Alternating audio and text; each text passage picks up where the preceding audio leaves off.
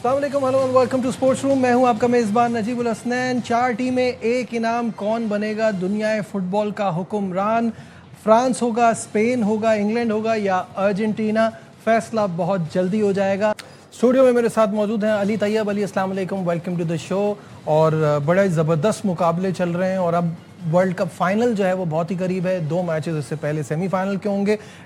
इन तमाम चीज़ों पे बात करने से पहले आइए ज़रा हम ग्राफिक्स देखते हैं जो क्वार्टर फाइनल के रिजल्ट्स रहे वो क्या रहे।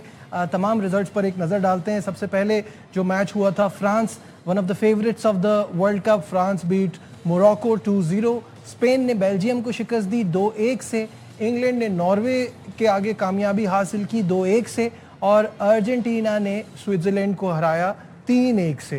तो ज़बरदस्त क्वार्टर फाइनल मुकाबले देखे। फ्रांस और मोरक्को का तो काफ़ी वन साइडेड और एक्सपेक्टेड भी था। वो आपने देखा, एट आर्म्स लेंथ रखा और कोई ऐसे मैच के अंदर ऐसी कोई चीज़ नहीं वे यू फेल्ट कि मोरक्को जो है वो कोई नुकसान पहुंचा सकता है फ्रांस को। That was pretty straight forward. जहाँ तक स्पेन और बेल्जियम की बात है तो आपने देखा कि वो मुकाबला काफ़ी वो था, लेकिन अगेन स्पेन ने एक तो उसमें सबसे एक सिग्निफिकेंट चीज़ ये हुई थी कि टूर्नामेंट का पहला गोल कंसीड किया जो डी कैटलारी पहला गोल कंसीड, तो वो एक बड़ी वो थी कि और मिकेल मोरिनो का जो चार्म है वो भी बरकरार रहा। बिल्कुल रहा। देखें ना, एक अलग डायमेंशन, स्पेन एक बहुत ही डिफरेंट अंदाज से आई है।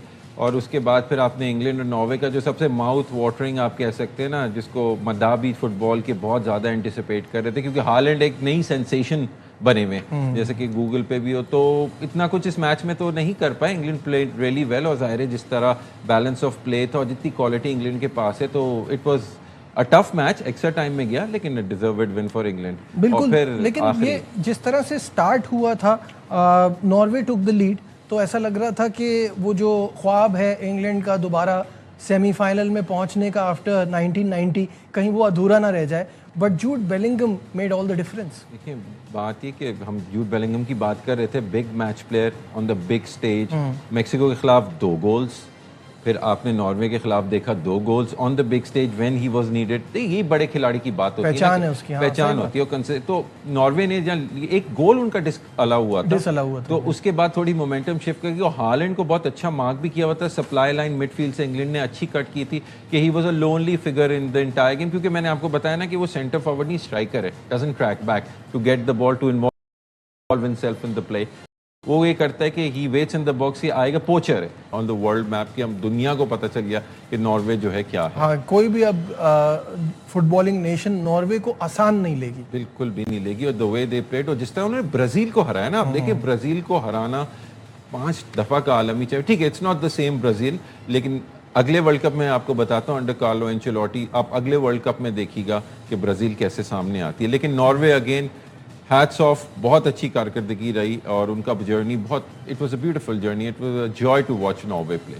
अर्जेंटीना और स्विट्ज़रलैंड, ऑब्वियसली किसी को भी यहाँ पे ये एक्सपेक्टेड नहीं था कि स्विट्ज़रलैंड किसी तरह अर्जेंटीना को हरा सकता है। ऑब्वियसली एक बेटर साइड है, लेकिन ये जो गेम है 3-1 स्कोर लाइन नहीं बताती कि ये कितना क्लोज गया था। नहीं, बिल्कुल भी नहीं। आपने देखे ना, अर्जेंटीना टुक द लीड 10वें मिनट में डिजर्विंगली, सो बहुत अच्छा गोल एलेक्सी मैकलिस्टर ने किया। लेकिन फिर वही होती है अर्जेंटीना की एंटिक्स बहुत है ना, सॉफ्ट फाउल्स पे गिर जाना, रेफरी को इन्फ्लुएंस करना, ये करना वो। उसके बाद क्या हुआ कि 67वें मिनट में इक्वलाइजर और 72nd मिनट में सेंट ऑफ। जी, अब ये थोड़ा स्ट्राइकर भेज दिया एम्बोलो का, एंडोय ने गोल स्कोर किया। और अब देखिए ये चीज़ें जो होती हैं टूर्नामेंट को मार करती हैं। आई एम श्योर अर्जेंटीना जो है अपनी एबिलिटी के हिसाब से खेली थी, लेकिन जिस तरह स्विट्जरलैंड वापस आ रहा था and they were dominating proceedings, क्योंकि उनके पास भी मैंने बताया क्वालिटी प्लेयर्स हैं।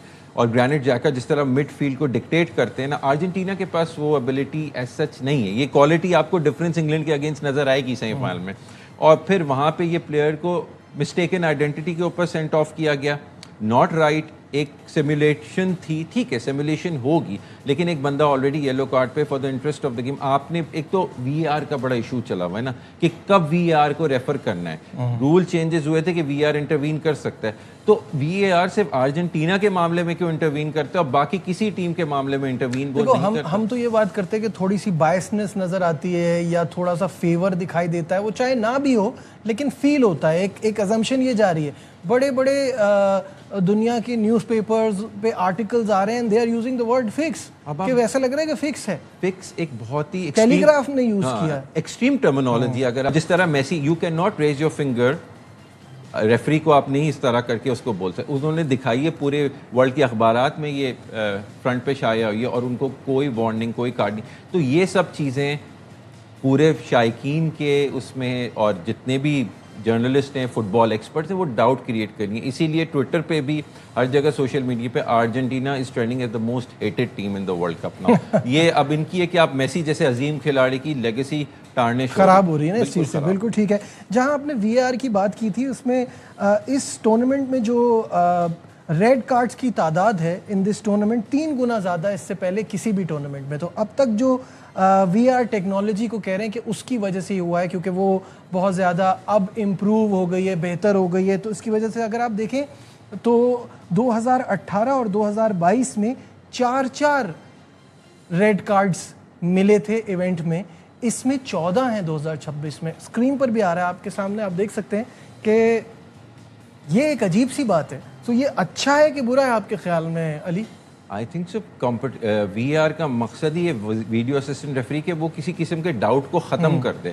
ٹھیک ہے, اب کرکٹ میں کتنا اچھا رول ہے نجیب کہ جب دیکھیں ایک لیڈر ہوتا ہے ہر چیز کا, تو کرکٹ میں جو آن فیلڈ امپائر ہے وہ ہے. جب وہ ریفر کرے گا کہ بھائی جانا ہے تب وہ آئے گا, کیونکہ وچ مینس کہ میچ ریفری کو آپ ہٹا دیں, باقی umpire on the field of play جو ہے وہ سب. اسی طرح فٹ بال میں بھی آن دا فیلڈ آف پلے جو ریفری اس کا سے ہونا چاہیے. اب وی آر اس کو اوور رول کر سکتا ہے, وہ جب چاہے انٹروین کرے جب چاہے نہ انٹروین کرے. اس کا مطلب ہے کہ کوئی بھی وی آر کے کمرے میں کھڑے ہو کے اس کو بتا دے کہ اب کرو تو اب نہ کرو. ٹھیک ہے, آپ اپنی سجیشن اس وقت دیں جب آپ کو بولا جائے کہ I am not sure, please tell me کہ کیا ہو رہا ہے. کیونکہ ان فیئرنیس آف دا اسپورٹ ہر چیز جو ہے وہ ساری ٹیموں کے لیے برابر ہونی چاہیے. جو ہمیں نہیں نظر آ رہی بات کیا ہوتی ہے, ڈاؤٹ کب کریٹ ہوتا ہے جب کسی چیز پہ کوشچن مارک ہو. ٹھیک ہے, کلیئرٹی نہ ہو, ٹرانسپیرنسی نہ ہو. اور آئی ایم سوری اس ورلڈ کپ میں وہ ٹرانسپیرنسی اور کلیئرٹی نظر نہیں آئی ہے. بالکل صحیح ہے. لیکن آپ نے جیانی انفینٹینو کی بات کی تھی تو انہوں نے کہا ہے کہ جو 48 ٹیموں والا فیصلہ تھا یہ بڑا زبردست کامیاب رہا ہے, اور اب ان کا یہ کہنا ہے کہ اگلا ورلڈ کپ اس پہ غور کیا جائے گا کہ 64 ٹیموں کا ہو. اس سے میں یہ جاننا چاہتا ہوں کہ یہ ایکسائٹمنٹ کو مزید بڑھائے گا, گلوبلائزیشن فٹ بال کی اور بڑھے گی, یا کمپٹیشن تھوڑا خراب ہو جائے گا اس کی وجہ سے؟ میرے خیال سے کمپٹیشن خراب ہوگا.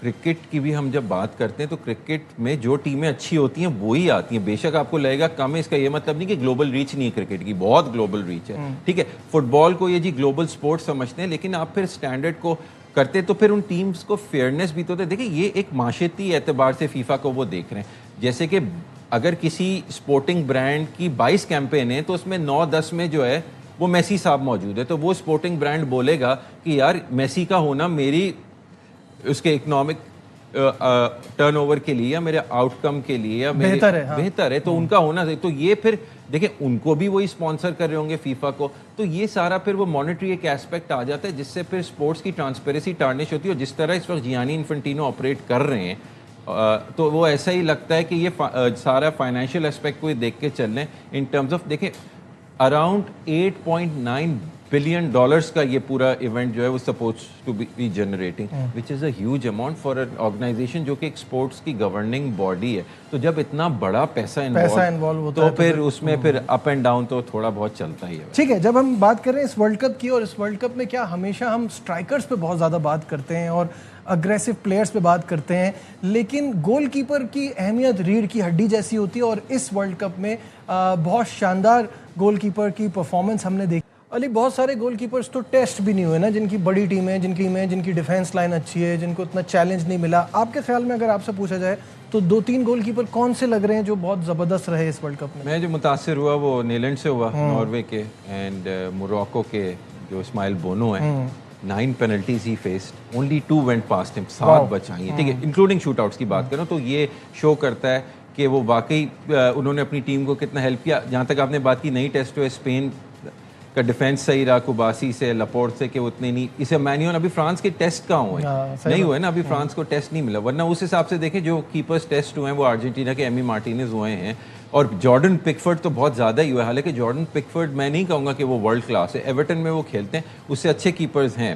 ٹھیک ہے. جیمس ٹریفرڈ بھی مانچسٹر سٹی میں جو انگلینڈ کے نمبر 2 ہے وہ نمبر 2 ہے. ایک کیپر بہت اچھے جو اسپین کا بیک اپ کیپر ہے, وہ پریمیئر لیگ کا گولڈن گلو ونر ہے, اور ڈیوڈ رایا. مجھے نہیں سمجھ آتا لوئس ڈیلافونٹے ان کو کیوں نہیں کھلاتے, انہوں نے سیمون کو رکھے, شاید پرہیپس انٹرنیشنل ایکسپیرینس زیادہ ہے اسپین کے ساتھ, 2024 کی بھی یوروز جیتی ہیں, تو اس حساب سے وہ ایک سیٹ اپ نہیں خراب کرنا چاہتے. لیکن اگر جیسے ضرورت پڑے گی تو اس دن آپ نے دیکھا کہ جب وہ گئے تھیبو کورتوا دنیا کے بہترین کیپرز میں سے, وہ انجر ہوئے تو جب لمونز آئے تو ان کی مسٹیک سے ہوا نا ریباؤنڈ پہ, تو دس is what a goal keeper از, تو اس لیے بہت ضروری ہوتا ہے. تو I think so Jordan Pickford and Emi Martinez جو ہیں وہ ابھی جو کرنٹلی کمپٹیشن میں وہ ٹیسٹ میں انہوں نے اچھی کارکردگی دی. بالکل صحیح ہے. گولڈن بوٹ کی ریس کس کے بیچ میں چل رہی ہے؟